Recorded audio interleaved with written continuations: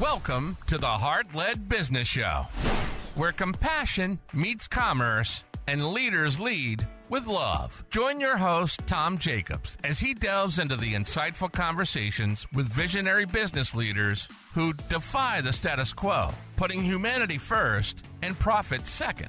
From heartfelt strategies to inspiring stories, this podcast is your compass in the world of conscious capitalism. So buckle up and let your heart guide your business journey.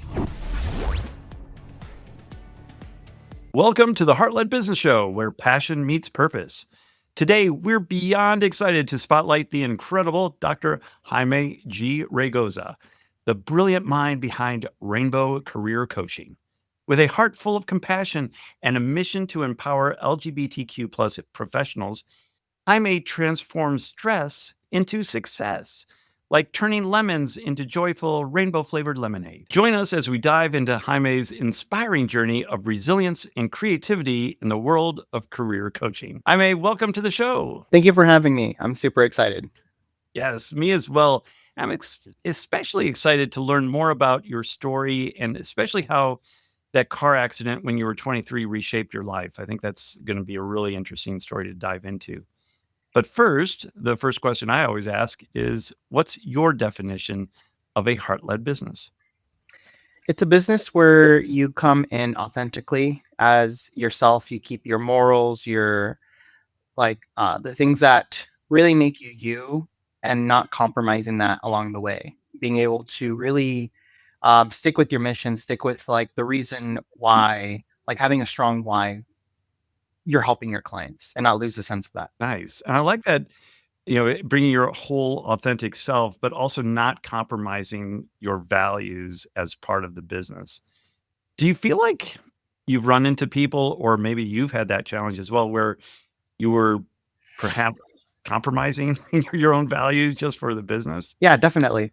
It can be difficult because sometimes I've been in situations where I've worked with someone else and they are, sometimes finances can dictate where we go. And if the finances aren't there and you have one client that is not necessarily treating your staff correctly or it doesn't really align with your values, but they are the client that keeps you sustainable, it's hard to kind of make that decision. And I've had that as for other people where they make that decision of we have to keep this individual regardless of if they match with what we believe or not.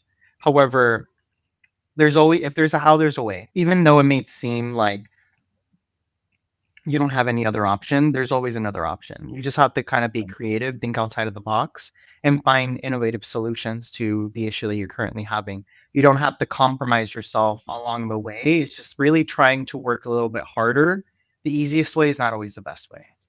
Yeah, I think it's a really slippery slope when you go down that path, because once you start working with people like that, and I had a previous guest on the show that said that she canceled a difficult client. I think she called him an asshole, but fired the difficult client. That was a 6-figure deal and ended up refunding the entire amount because she just was like, I cannot deal with this. And the business did better because all that energy going towards a difficult client, can be used for, getting new ones that align with the values of the company. So yeah, that's really good advice too, in terms of just not going down that route and knowing that there's other pathways. So thanks for sharing that. So tell us a little bit about the car accident and how that kind of reshaped your life. I'm really interested. Yeah, so that was a big pivoting point in my life. Just to give you a little bit of background, when I was 23, I was working full time. I believe it was from 5 in the morning till 2 in the afternoon, Monday through Thursday. From there, I would go into my internship, which I would work from 3 to 8, 3 to 6, I believe. And then from 6 to 8, I would be driving to school to do my master's program from 8 to 11. And it was like an ongoing thing every single day. Oh, And wow. For how long? The days I had off, I would try to stay up as much as possible so I can work on all my homework and all of the assignments I had to do. So I was just running back and forth. And that was the only thing I knew how to do. I was taught at a young age that if you had time to rest, then you were being lazy. then you weren't working hard enough, right? That was what my dad ingrained into me. So I That's always like would tell myself I don't have time to rest. And it was like a common phrase of like, and it's you probably have heard of this. I'll rest when I die, type of thing. right. Yeah, that's You know. So it was hard. So what ended up happening was I ended up getting tired. I was not getting enough sleep. I believe the day that the accident happened, it was I had maybe 2 or 3 hours of sleep at uh, most that day, and then like throughout the whole day, each day that week. And my body was giving up. I saw little signs where my eyes started twitching. I started having muscle spasms all over my body. I just kept dozing off. And I was driving home from class. It was 11 o'clock. And I just felt like this blanket of heaviness all over me. I just could not, for the life of me, like really fully be aware as I was driving. So I stopped by a coffee shop. I think it was a local Starbucks, and I got I think it was an espresso with like 6 shots. It was oh like my gosh. crazy. I was just like, I need to do this. Like I told her, give me the most you can that you can pump up that coffee because I need to like make it home. Yeah. And I chugged it and I kept driving, but my body was just so tired. Like I kept dozing in and out, in and out. And I was probably 15 minutes away from my home Wow. when my body just kind of like dozed, like knocked out. The next thing I remember, I felt the crash. I had a lamppost right in front of a nightclub. And that lamp, as I hit the lamppost, it like trajectored me, like flew me into the air, started spinning, hit a Oh, couple cars, hit a couple, like I was bouncing around like a ping pong ball all over the place. My car was demolished throughout this whole time. I just going in and out of consciousness. Pieces of my car were everywhere. And the next thing I remember is just like flashes of like red and blue. yeah. Somebody like screaming at me as I was upside down in my car, like we're gonna get you out. And I just like knocked out. I Oh, woke up. I was in a hospital, all white, and I just started panicking. A nurse overheard me. She ran in. She's like, John Doe finally woke up. And I was oh, like, what the heck? oh, And that's doctor not came me. in. Doctors came in. Police officers came in. The nurses came Oh, in. They all had questions for me because I had been unconscious for 3 days and oh, they did not know what happened. oh, So crazy. wow. That is crazy. Wow. And so So how did that change your trajectory of your life? yeah, it was really the doctor that told me and showed me, like the police officers that came in, showed me the pictures of the accident, trying to Oh, get all as much information as much as possible. And the doctor told me, based on the photos and based on the how the incident happened, there's really no reason why like you're one alive and two came out unscathed. You had a few scratches and but no major bruising, no major accidents. So he's like, I think you have a bigger purpose than what you have. So take this as a second chance to do something with it. wow. So it just really clicked in me. Like, this is something that this is not the lifestyle I want to live. This is not what I want to do. So from that point on, I started researching and just went in a whole different trajectory. Wow. What were you going to school for, and what was the trajectory then versus what it is now? So I was doing public administration and I really wanted to work for government. So I wanted to do the government Really? branch and try to work my way up that ladder. Yeah. Wow. And then you shifted over into psychology? Yeah. So I started researching psychology primarily, like what motivated people, what burned out people, what stress was, and really seeing like what makes people do what I did. Like, why do they go to those extremities to sacrifice themselves at work, and really study like burnout and seeing how can I stop people from repeating my mistakes. Yeah. I'd heard too that sleep deprivation and driving is almost, if not worse than drunk driving, like having a Mhm. couple cocktails and then going behind the wheel. So it can have the same effect in terms of devastation. So you are so lucky to be alive. Yeah, I think that doctor's right. You have a bigger purpose. So tell us a little bit about kind of that purpose and what took you to having your own business in the consulting firm. So it was primarily really, if I really were to like be really, really honest, it was the phone call that I made after the hospital Mm, where it was, I called my boss at my internship And I was like trying to explain to them, like, hey, this is what happened. I know I've been MIA for a little bit.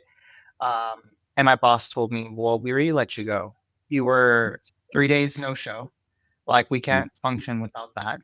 We call that job abandonment. So we already put your posting up. And I told them, like, well, this is a situation.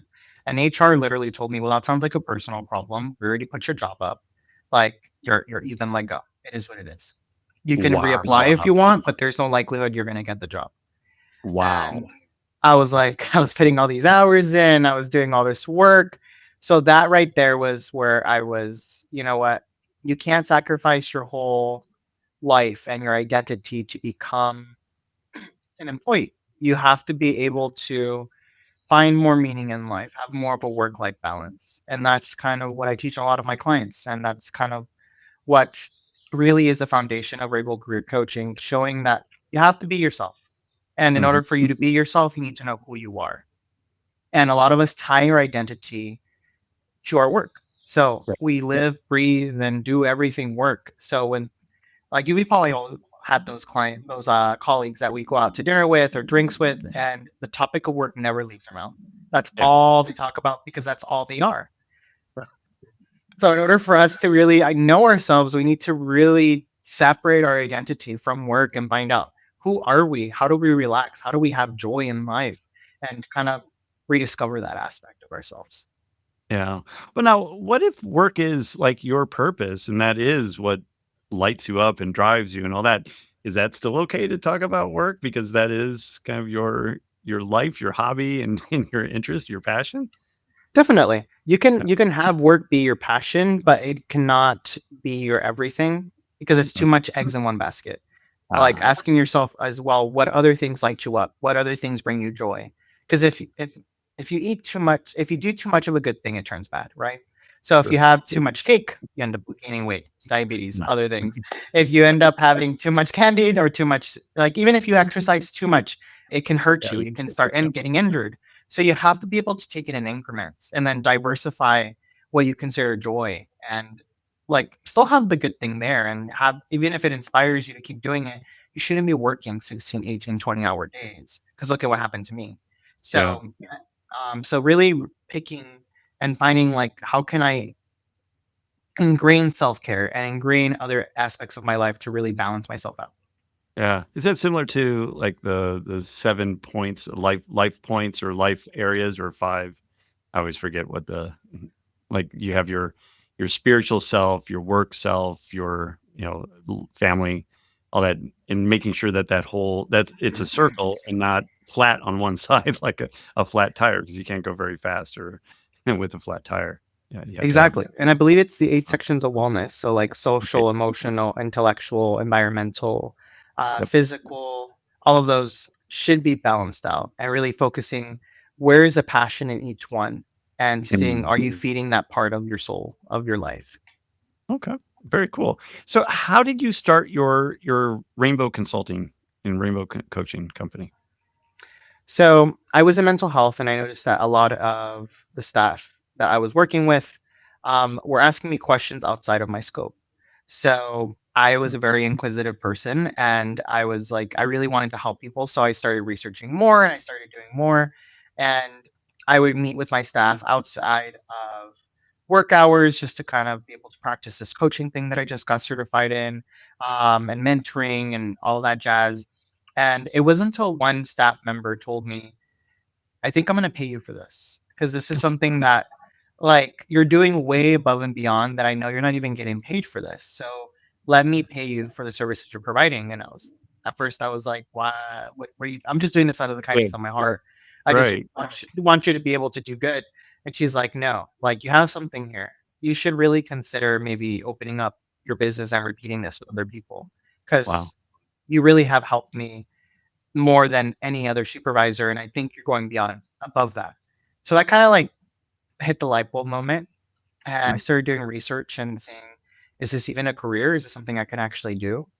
And to my surprise, yes, a lot of people do it. And it's pretty lucrative. And I was like, okay. So I started pitching myself out there on TikTok and Instagram and LinkedIn, and just spreading the word. And a lot of my clients came from word of mouth, and Rankle Career Coaching was born. Wow. And how long have you had that now? So officially, on the government books, 3 years, but I've been doing this for roughly 5. Oh, wow. Okay. Very cool. And so, making that transition of working for somebody else to owning your own business, everybody has kind of a different journey going through that. What was your journey like making that switch? It was difficult. It was not easy. And being a child of first generation immigrants, it was difficult to kind of steer off the path. Like, I definitely scared my parents and my family when I said, I'm going to quit my job and just go this thing. And by Right. no means did I go full time, like right away. I started off part time. I started off like seeing, like, testing the water, seeing like what my clientele was, learning more about business, and just taking clients here and there. And one of the best advice I've ever gotten was to do a split percentage. So put 20% here, 80% in your current job. Once your Mm. revenue increases, then do 40% here, 60% over there. And then just keep doing that split until your revenue from your side business is becoming your main income. Yeah. Once you see that you're growing and it's sustainable, then consider potentially moving full time. And if you have like the investment, or if you have the collateral to be able to do that, then go for it. Or sometimes you can even get like loans to help you out. Then whatever you can, then take that leap of faith. Nice. And what was the duration between, you knowing you wanted to start your own business and then being full time in your own business? So that took roughly like about 2 years. So it Okay. wasn't like it didn't happen overnight. No, and nor should it, I think. Mm. In my own personal opinion, unless you have millions of dollars in backing, then Exactly. that's another whole nother story. But most heart-led business owners, it's all bootstrapped and it's your own investment. That's incredible. It took me about a year to make that transition from corporate to owning a business as well. But and I think it's really poor advice that a lot of especially Instagram influencers, talk about just burning the boats, going all in, forget about the day Yeah. job, just do your passion. I think it's completely irresponsible because you don't always know, like, if you're going to like it, two, if you're any good Mhm. at it, and three, if there's even a market for what you have to offer. But in that 3 years, what were some of the business pieces that you learned that you wish you would have learned sooner? I would have learned, one, you have the skill set to be able to do whatever you put your mind to. I think Mm. imposter syndrome is something that comes really, really heavy really early on. And I was judging every single step of the way because I would tell myself, I don't think I can do this. From getting my first paying client to getting my first 1,000, from getting my first 10K month. Like each time it was kind of like a surprise, like, oh, wow, that's kind of, I didn't know that I had that in me. And each time I'm like, eventually it starts sinking in, like, oh, this is actually real. I actually do have the capacity of doing this, but just trusting yourself. You got yourself to this point in life thus far, you can get yourself to the next one. As long as you go in with an inquisitive mindset, you ask questions and you realize that it really doesn't take rocket science in order for you to do this. You can pick up a book and learn this. I think that's really good advice too, being inquisitive, because I think a lot of people going into business feel like it's an island just of their own, and you can't really ask for help, or it feels weak to ask for help. And it's until you are questioning, could this be better? Is this the right way? Then you don't know. You don't know what you don't know. And it's always good to surround yourself with people that know a little bit more, and when you ask and are inquisitive. That's great. Really good advice. And it takes a community, kind of like you mentioned. It's like Mhm. surround yourself with people that are in the same path as you, that have the same aspirations as you. And there's a saying, try to surround yourself not with people at your same level, but a little bit higher so that they challenge you, so that they teach you. And you'll be surprised at how many people actually want to help you thrive and help Yep. your business grow. And like it always surprised me at like when I would ask questions, people will deliver. It's just like, how Mhm. did you market? How did you do this? Like, there's no secret sauce that people are like, we're not going to help you. they're very open to helping. Yeah, yeah, no, that's great. And I heard one billionaire say once, he's like, I'm not the smartest person around, but I will outwork anybody. And Yeah, that's really you don't need all the smarts. Like you can get that from AI now, but it's doing the work necessary to get to that result. And yeah, I think that's that was a really good lesson that I learned from that guy. But then what you said about surrounding yourself with you know, people that are smarter than you as well. I heard another quote that was, if you're the smartest one in the room, you're in the wrong room. exactly. Yeah. You should be at the front of the room and then go to Hmm. another room where you're learning from somebody else. So it's always this continuous improvement, continuous learning as well. Hmm. So what's kind of over the years, so you've had your business officially 3 years.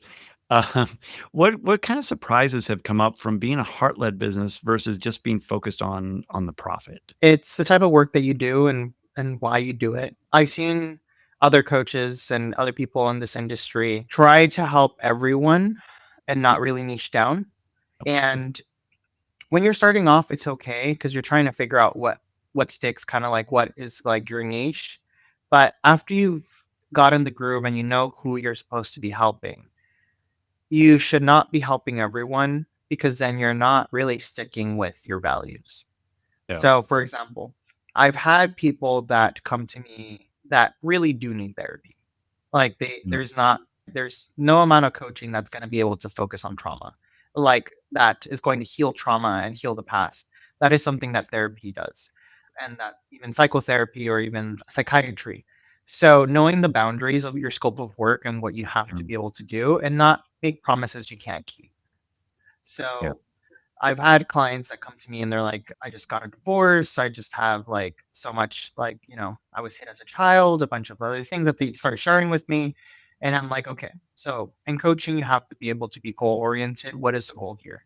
If the goal is to heal that of the past, go to therapy. If the goal is to be able to move forward from those acts from that past and trying to make actionable steps to be able to work on making a better future, then we can work together here Mm, and seeing, are they just a good fit or can I refer this client to somebody else that may be more specialized in their where they need help. yeah. Yeah.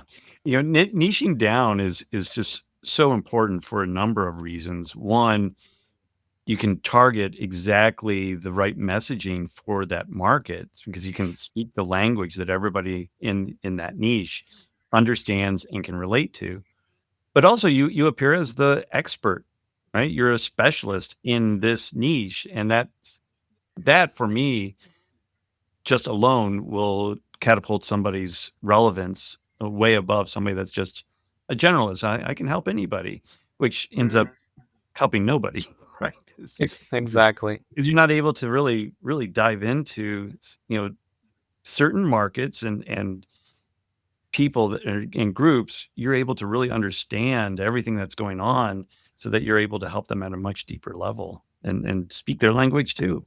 I think that's really smart. Exactly. And stick with what you know. Yeah. For the longest time, I was very resistant because like I said, I worked in mental health after that accident. So I was in mental health advocacy, social work. And I told myself, I don't want to work with those people. Like, I want to work Mm. with like other people, this imaginary population that I had in my head Yeah. that I was like, there's this It's other something people true. that I want to work with. I gravitated towards working with mental health workers, and that's who I help right now. They're the ones who are the burnout the most, and they need that assistance. And I know their lingo, I know their language, I know exactly what they go through. So Yeah. I was like, I stopped resisting, and I was like, that's what I need to do. So stick with what you know, and you'll be surprised that that's probably where you're meant to be. Yeah. Yeah. That's great. Yeah. You definitely rise to where you're needed when you have that attitude anyway.